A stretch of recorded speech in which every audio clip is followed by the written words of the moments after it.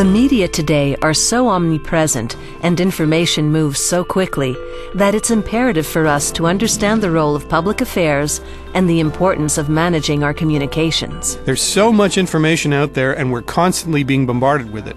And in an era of information overload, it all has to be sorted out. In every organization, there are qualified people who mentor and help those who have to appear in public, because every spokesperson is first and foremost an image carrier. Everyone in the hierarchy, from the lowest to the highest rank, must become truly aware of his own role as spokesperson.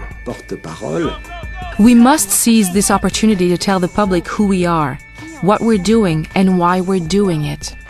And it's when we act, when we are exposed to the media, that we can do it.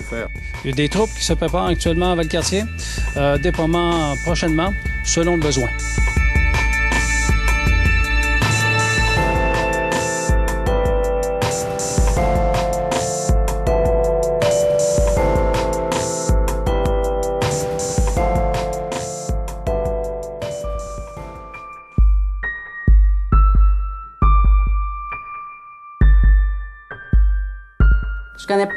I know many people who think that it's not important to prepare for an interview. Well, they're wrong. When you go on an operation, you do a reconnaissance. You need to know your sector. It's the same thing in an interview. You need to know what the public wants to talk to you about and what the media wants to talk to you about. The journalist wants something from you. You need to know what it is. And then you must position your message.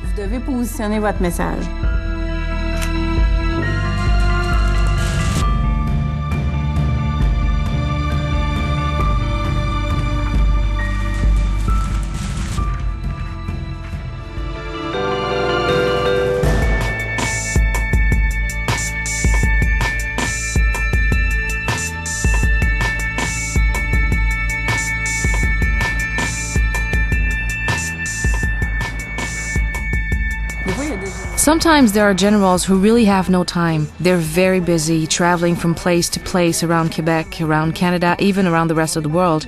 They get off a plane, take a vehicle, and go straight to the studio. I've been told so often, I have no time, you've only got 15 minutes. I have an outline. It's a bit like a map of your interview. The universe is the present situation currently surrounding us. There's the circle representing the organization, the issues, the directions that the organization wants to give to its spokesperson. There's the circle representing the media, because the media have their own agenda. If they ask for an interview, it's because they have a purpose. Then there's the person. I'll often have people who look at the map of the interview and say, I'm right in the center. I have to put it all together.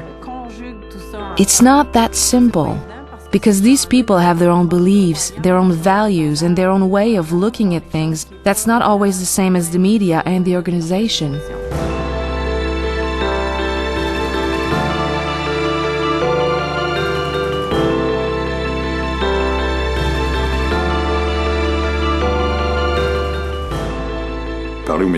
Speaking to the media is a little risky, since there are not just the two of you talking to each other. Through the media, you are talking to tens of thousands or hundreds of thousands of people. So when you talk to the media, you should know why you are putting yourself on display in that way. No one can force you to go out and do an interview. You can ask what the interview format is. Is it live or not? How long will it last? Is it a debate and are other people involved? If there are others, who are they? You can negotiate and say, well, here's what I'm prepared to do. I am prepared to go, but I don't want to engage in a debate. Or, I'm ready to do it, but live. I don't want to do a delayed broadcast. Or, I'm ready to do it, but I can't give you more than 15 minutes. All these details can indeed be negotiated. And it's usually the job of those responsible for communications to manage it and contact the spokesperson who's been selected. Be proud, wear your uniform correctly. Glance in a mirror just before the interview. Look the journalist in the eyes. Avoid looking away, or you will look like you're not interested or like you're hiding something.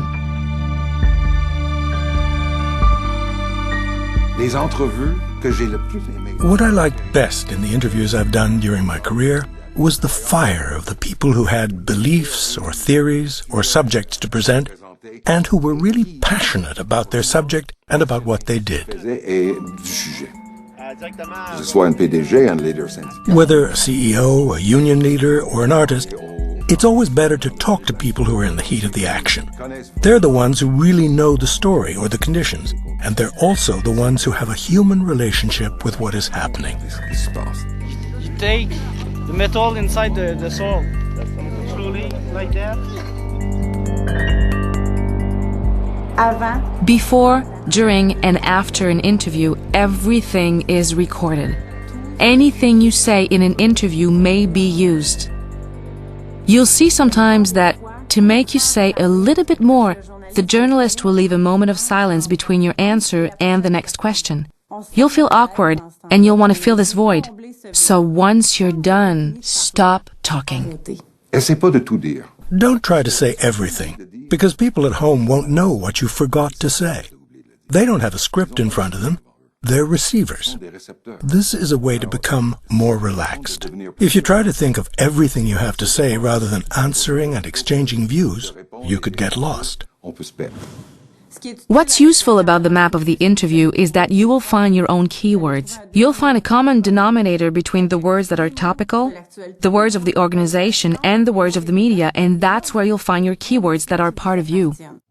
The organization may want to talk to you about the success of the mission in Afghanistan. So when talking to the media, we have to realize that they think that the mission is rather unpopular. There are different points of view. Now the spokesperson is right in the middle. He has to know what his position is regarding his experience according to his level of responsibilities. He must find his own keywords.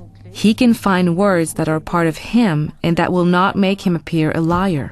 For example, courage is a word that is very applicable to the Canadian Forces. That's how people describe us. They think we're courageous, so why not use it? Why not talk about all our successes in Afghanistan? Since we're also there to protect Canadians, it belongs to all of us. We can say it. On peut le dire.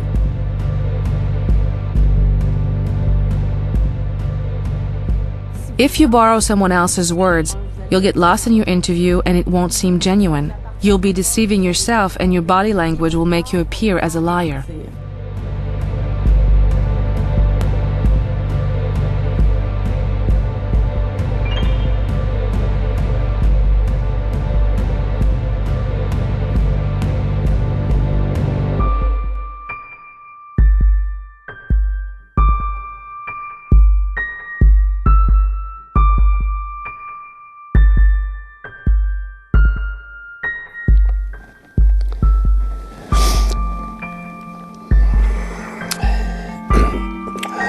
Bonjour, je suis très heureux d'être ici. The importance of words in communication is 7%. Imagine only 7%. Tone and voice intonation is 38% and nonverbal 55%. Synergology is a discipline dealing with nonverbal communication that can be a tool for deciphering gestures. It's only when we look at each gesture one by one that we can understand what is going on. When we are stressed, we wring our hands.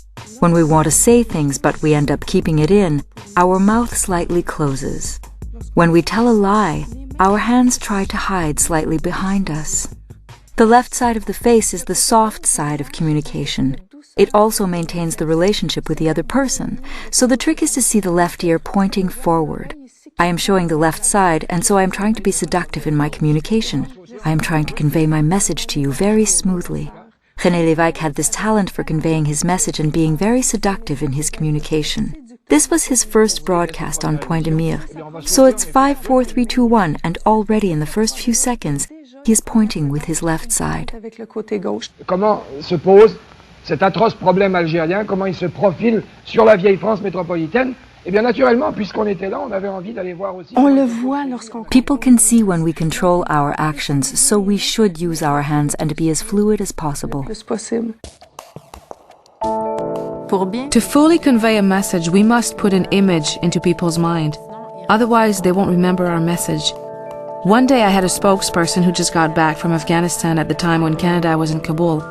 I asked him, what is the message that you want to deliver? The message that you want people to go away with?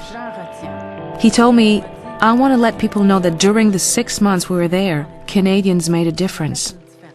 I asked him to work on it a little bit more and then give me an example. How can he show me that he and his troops have made a difference? He came back with a very good image. He said at the beginning of the 6 months when we arrived, there were no children playing in the streets.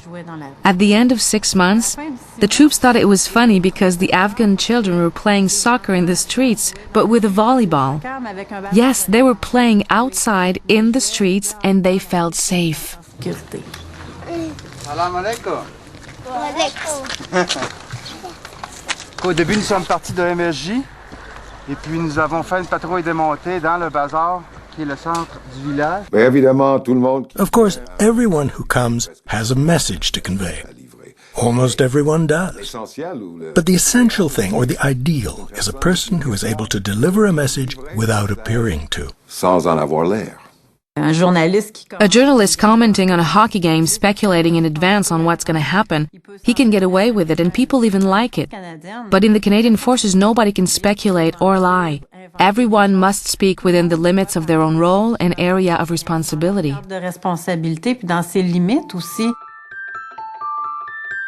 Voici le lieutenant du Royal 22e Régiment, Simon Mailloux.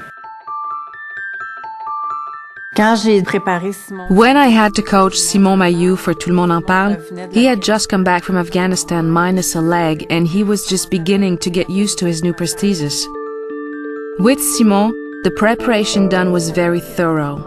We talked about his emotions, his feelings of guilt, and then I had to ask him, you're generous, you're going on Tout le monde en parle and that's all good. But what message do you want to convey? There are troops watching, their families are watching. There are also families of the troops who died in the same incident that you were injured in. I said, you certainly have something to say to the people. He said, yes, I want to show them that I'm standing up. Vous avez perdu votre jambe gauche. Avez-vous des souvenirs de ce qui s'est passé? Oui. Il y a une bombe artisanale qui avait été posée sur la route. C'est une des menaces qu'on fait face le plus dans ces régions-là. Everyone has questions that they would rather not be asked. Well, he knew exactly what question he didn't want to be asked. It was whether or not he had killed someone. He was asked the question, but he was so well prepared that he responded with a message that was very strong and just what he wanted to say. Savoir si vous avez tué quelqu'un. C'est quelque chose avec lequel qui n'est pas facile, on ne se le cachera pas. Mais c'est quelque chose qu'on vit en équipe, puis que ça fait partie de notre métier, ça fait partie de nos demandes. La guerre engendre la haine engendre la haine, on n'en sort pas. Le seul moyen d'en sortir, c'est pas de focusser sur tuer le plus de talibans possible. C'est pas ça qu'on est là pour non plus. Le but, c'est vraiment que l'effort principal de la mission en Afghanistan, c'est la population afghane. C'est pas de tuer le plus de talibans possible.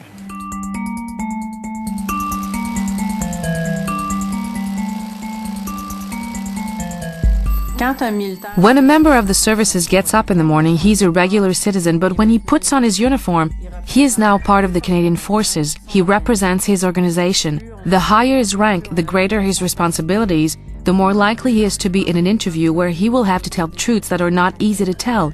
He must tell the truth because that is what the whole credibility of both the individual and the organization is based on. Des questions?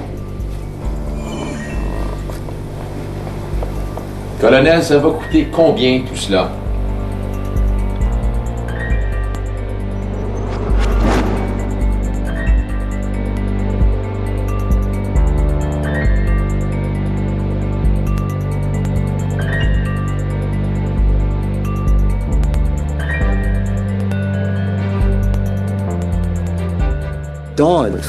In the Canadian Armed Forces, it is truly up to the conscience of the speaker, that is, a certain message and a certain image will be conveyed through me.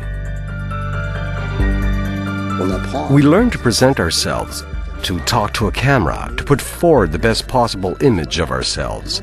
Now, you can't go too far with these techniques. This isn't a theater. It's like a sculptor or an artist working with a certain material. The material exists. We can't change stone into plaster. La pierre en plâtre.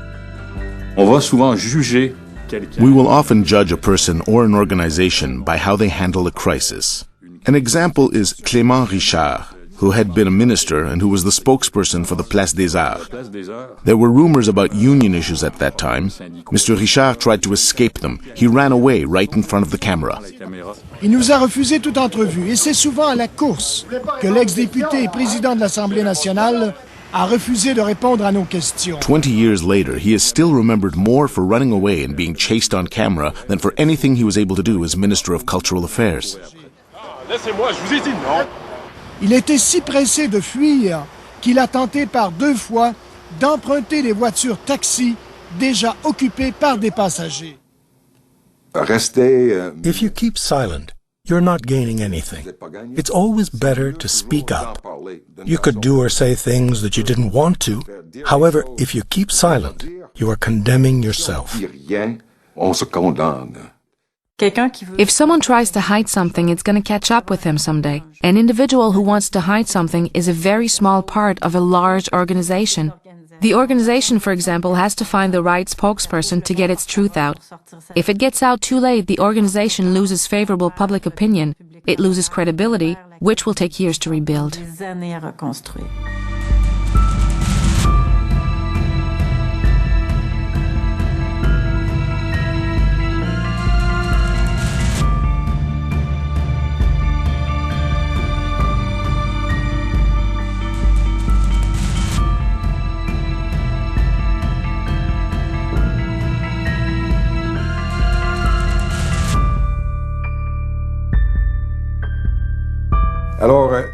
So we're here today to discuss 3 cases of crisis management, starting with Maple Leaf Foods.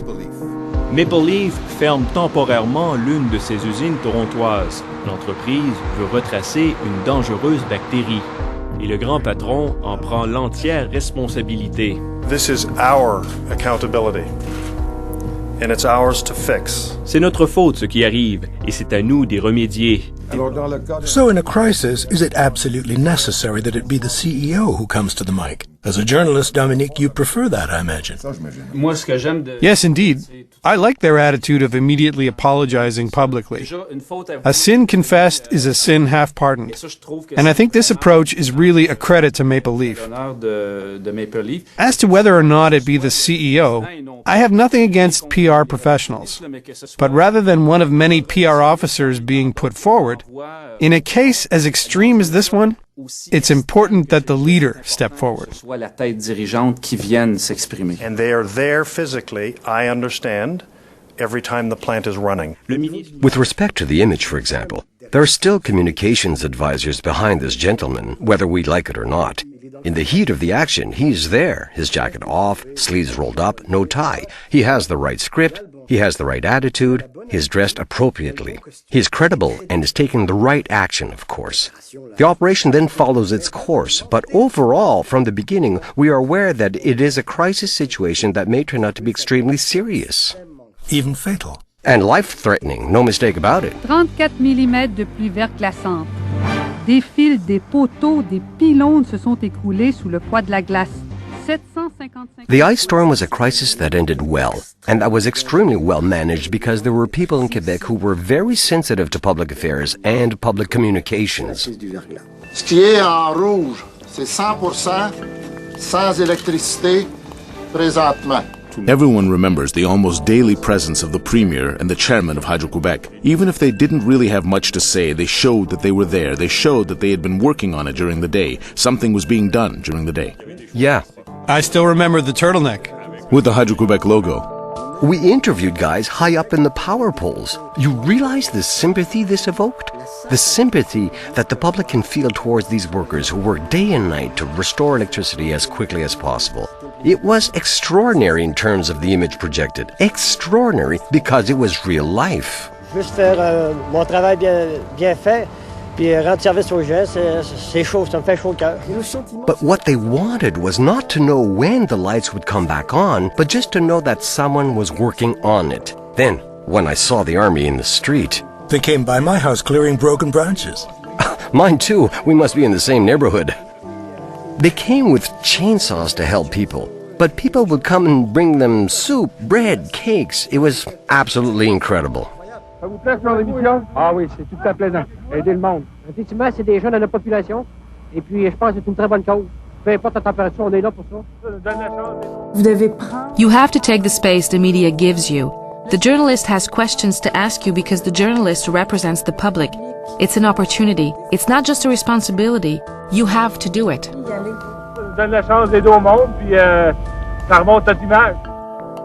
The image of the Canadian Army at the time was excellent. Why? Because the crisis was well managed. We managed the crisis. And managing the crisis was managing communications about the crisis. Communications is the basis of crisis management. De la gestion de crise. There's the image the forces have, and then there are the choices that the forces make in terms of public positioning and ways of managing it. The example I remember best is that of the Oka crisis, when the army intervened to dismantle the barricades. Le bataillon demande le dépôt des armes.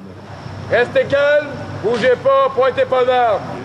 Many explanations were given to the media on how we would proceed, what was going on, and the risks we were exposed to.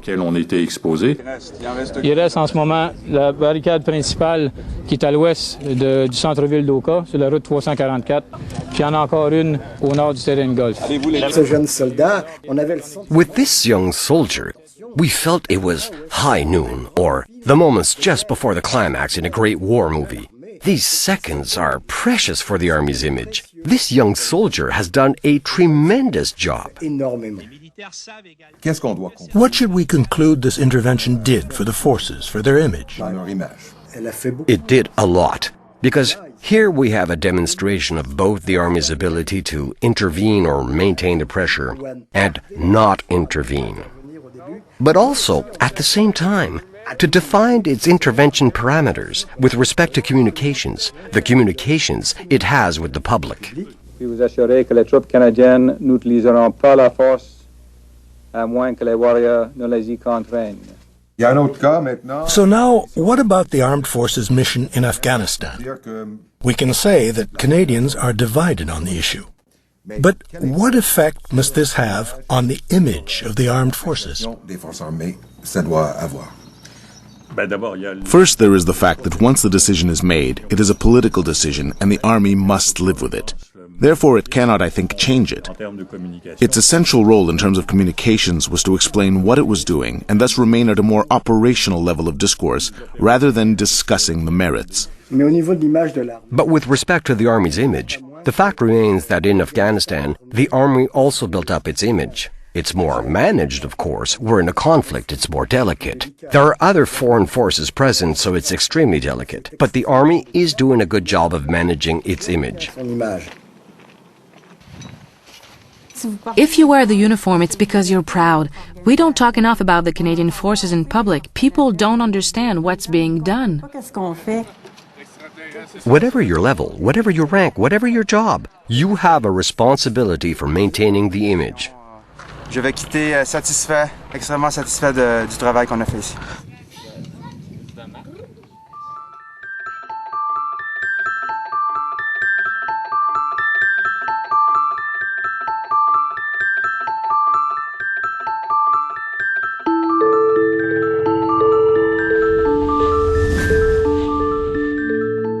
There are 600 million people on Facebook nowadays. In Quebec alone, half the population is on Facebook. The web and the internet have taken a place in all our communications professions. In the beginning, we all thought they were games for kids, but now we see that they're extremely powerful mobilization tools.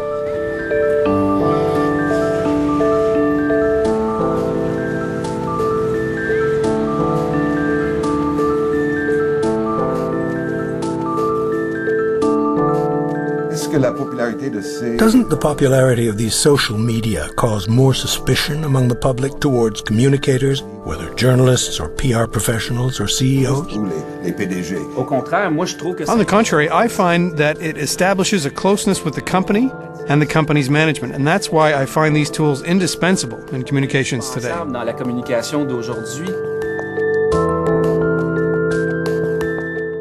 Each of these media can be used for something, but not for the same thing. On Twitter, for example, I could say what is happening minute by minute as events occur because we can't be on camera every 15 minutes. But we are obliged to do so at regular intervals.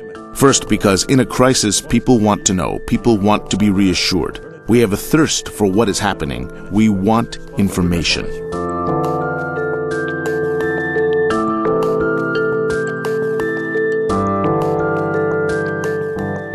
But one of the errors that organizations make is to continue using social media the way they use the traditional media. Facebook is not the place to publish your press release. It's a place to be more personal and have friendly exchanges of views with people who support us. Then you'll also realize that people create their own fears. I was afraid that people would attack me, but that's not what happened. People who like me follow me, support me, and even defend me when someone attacks me. To use a military analogy, for example, they become your allies. So it is important to be there and build a community around your brand or organization. Then this community will be there for you when the need arises.